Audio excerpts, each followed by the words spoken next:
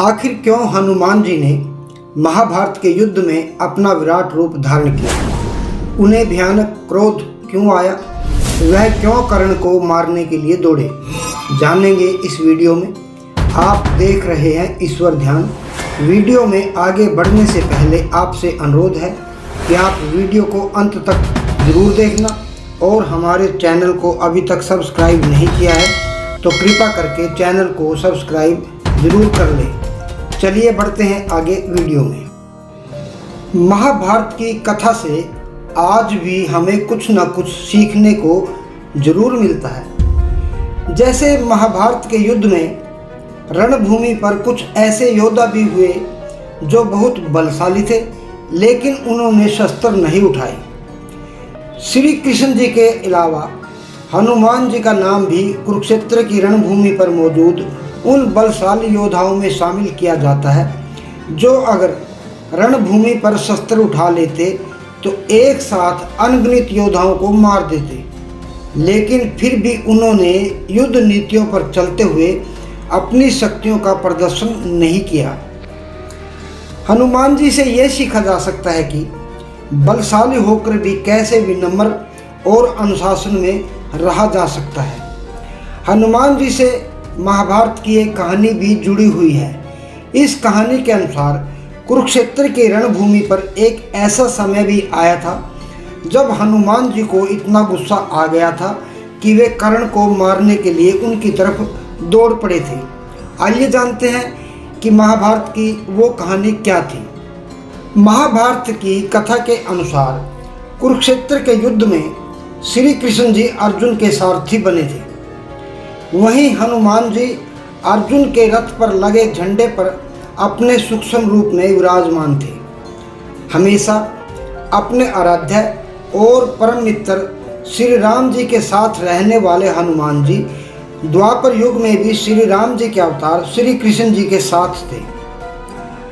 हनुमान जी रथ पर लगी पताका के ऊपर बैठकर पूरे युद्ध को देख रहे थे।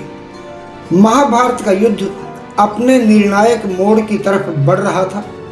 कुरुक्षेत्र की रणभूमि पर कई योद्धा वीर गति को प्राप्त हो चुके थे।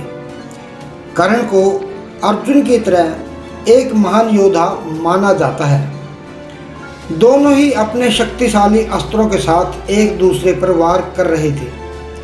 अर्जुन के पास गांडीव धनुष था तो कर्ण के पास भी विजय नाम का धनुष था। कर्ण और अर्जुन दोनों भाई थे। दोनों ही एक ही माँ की संतान थे, लेकिन फिर भी दोनों अलग अलग पक्षों से लड़ रहे थे।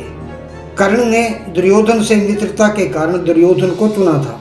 कर्ण और अर्जुन एक दूसरे पर बाणों की वर्षा कर रहे थे। अर्जुन जब कर्ण की तरफ तीरों से प्रहार करता था तो कर्ण का रथ 25-30 कदमों की दूरी पर पीछे खिसक जाता था, लेकिन वहीं कर्ण के बाणों के प्रहार से अर्जुन का रथ केवल 2-3 कदम पीछे ही खिसकता था। अर्जुन का रथ जब जब पीछे खिसकता था तो श्री कृष्ण जी के चेहरे पर मुस्कान आ जाती थी और वे कर्ण की प्रशंसा करने लग जाते थे। यह देखकर अर्जुन से रहा नहीं गया और उसने कर्ण की प्रशंसा करने का कारण पूछा। अर्जुन के पूछने पर श्री कृष्ण जी ने मुस्कुराते हुए कहा कि हे पार्थ, मैं तुम्हारा सारथी हूँ। इस रथ के ध्वज पर स्वयं हनुमान विराजमान है।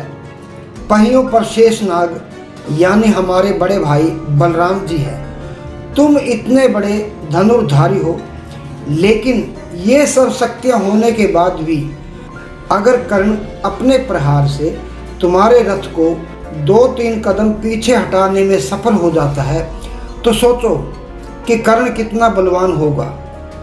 श्री कृष्ण जी की ये बात सुनकर अर्जुन को कर्ण जैसे योद्धा की शक्तियों का ज्ञान हुआ। कर्ण बहुत शक्तिशाली थे, लेकिन युद्ध नीतियों को तोड़ने का उन्हें भी अधिकार नहीं था। कर्ण ने जब देखा कि अर्जुन पर लगातार प्रहार करके वे फिर भी अर्जुन का कुछ नहीं बिगाड़ पा रहे हैं तो उन्होंने गुस्से में कई तीर एक साथ चलाने शुरू कर दिए। तीरों की संख्या इतनी ज़्यादा थी कि इनमें से कुछ तीर श्री कृष्ण जी को लगने लगी। कर्ण का एक तीर जैसे ही श्री कृष्ण जी की छाती पर जाकर उनके सुरक्षा कवच से टकराया तो यह देखकर हनुमान जी को गुस्सा आ गया। हनुमान जी रथ पर लगे ध्वज से नीचे कूदे और अपने लघु रूप से अपने वास्तविक विराट रूप में आ गए। हनुमान जी को क्रोध में देखकर कर्ण ने धनुष को रथ पर रखा और क्षमा याचना करते हुए हाथ जोड़ लिए।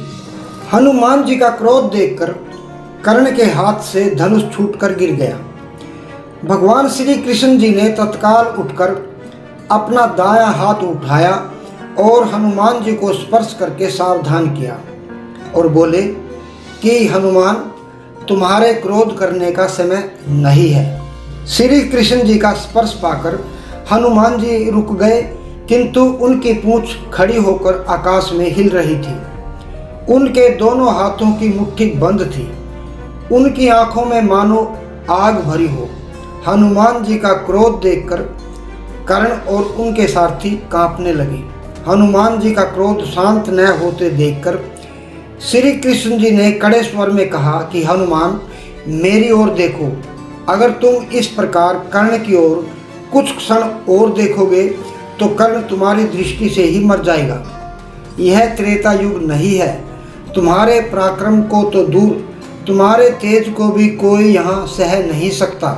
तुमको मैंने इस युद्ध में शांत रहकर बैठने को कहा है।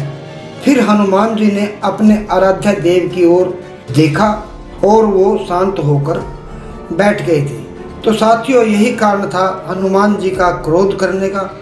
वो अपने आराध्य देव पर लगते हुए तीरों को नहीं देख सके। आशा है ये वीडियो आपको अवश्य पसंद आएगी।